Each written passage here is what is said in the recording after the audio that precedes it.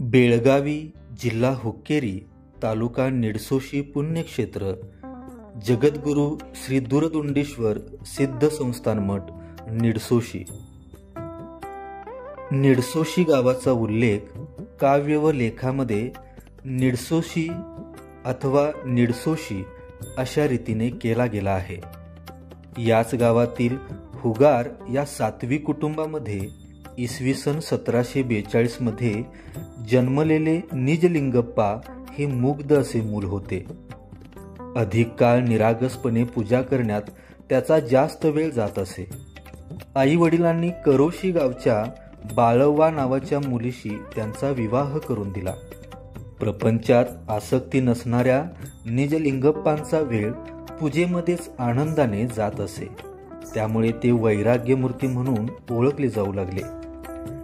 शरणतत्वांचा प्रसार करीत संचार करणारे योग पुरुष श्री दूरदुंडीश्वर निडसोशी नजीक कमतनूर जवळच्या बिल्वाश्रमात आले असता श्री निजलिंगेश्वरांना या शिवयोगीचे दर्शन घडले. प्रथम दर्शनातच श्री दूरदुंडीश्वर हे आपला आत्मोद्धार करणारे महागुरु आहेत असे निजलिंगेश्वरांनी मानून साधकत्वाचे महान सत्व त्यांनी स्वीकारले. श्री निजलिंगेश्वरांच्या शिवयोगत्वाने प्रसन्न झालेल्या श्री दूरदुंडीश्वरांनी विभूती, खारीक, बिल्वदळ, रुद्राक्षमाळा तुझ्याजवळ ठेवून घे, मला पाहावेसे वाटले म्हणजे त्यांची पूजा कर व देवाच्या सेवेत राहा म्हणजे तुझे कल्याण होईल, अशा शब्दात आशीर्वाद दिला. पूज्य गुरूंनी दिलेल्या पवित्र वस्तू शिरावर घेऊन ते निडसोशीला आले.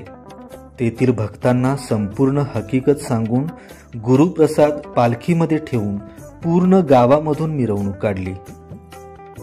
ते नित्यपूजा करीत असलेल्या ईश्वर मल्लिकार्जुन देवकाच्या बाजूला पूर्वेस या चिन्मय वस्तूंची पूजा करू लागले. पुढे श्री दूरदुंडीश्वरांच्या महालिंगैक्यानंतर एक छोटेसे पीठ बांधून तेथे या चिन्मय वस्तू ठेवून पूजन करू लागले. त्याच जागेवर त्यांनी छत्रही निर्माण केले. इसवी सन 1777 मध्ये श्री दूरदुंडीश्वरांचे कर्तृत्व पीठ प्रतिष्ठापित केले. हे श्री मठाच्या स्थापनेपूर्वी घडले. श्री निजलिंगेश बाळांबा गुरुकृपेने आध्यात्मिक सामर्थ्याची जोडी म्हणून ओळखले जाऊ लागले.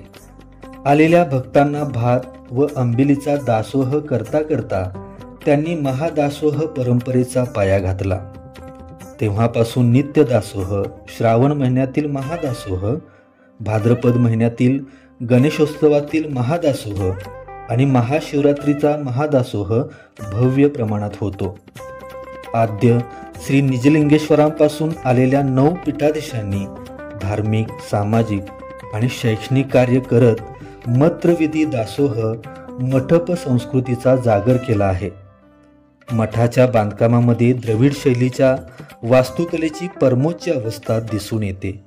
150हून अधिक कोरीव शिलास्तंभ, 300हून अधिक कोरीव लाकडी स्तंभ हे जुने राजवाडे आणि आश्रमांच्या वास्तुकलेची साक्ष देत आहेत.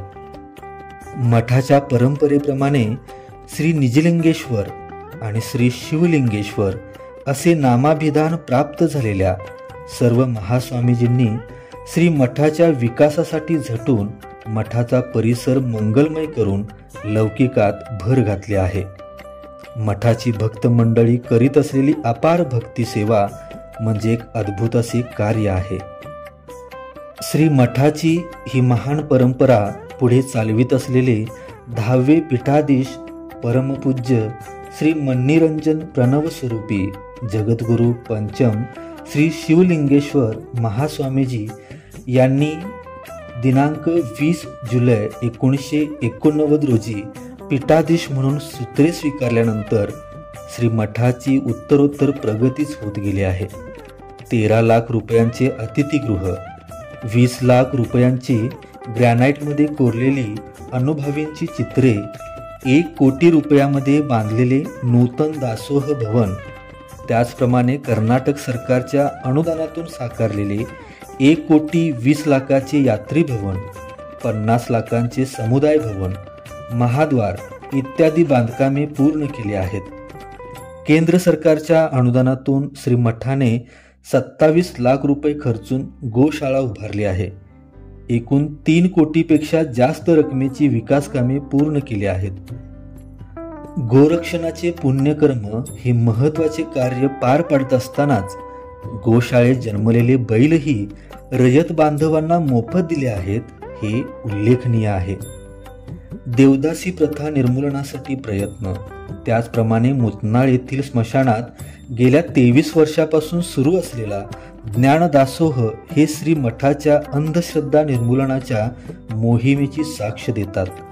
50हून अधिक संशोधनपर ग्रंथ श्री मठाच्या माध्यमातून प्रकाशित केले गेले आहेत.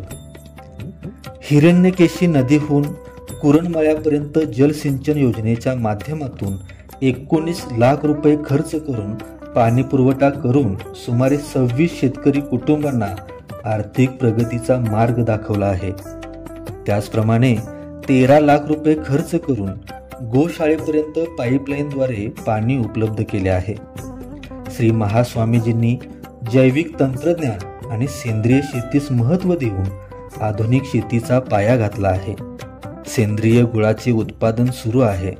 मिश्र पीक पद्धतीचा वापर करून एकाच वेळी ऊस, हळद, कांदा अशा पिकांचे भरपूर उत्पादन घेतले जात आहे.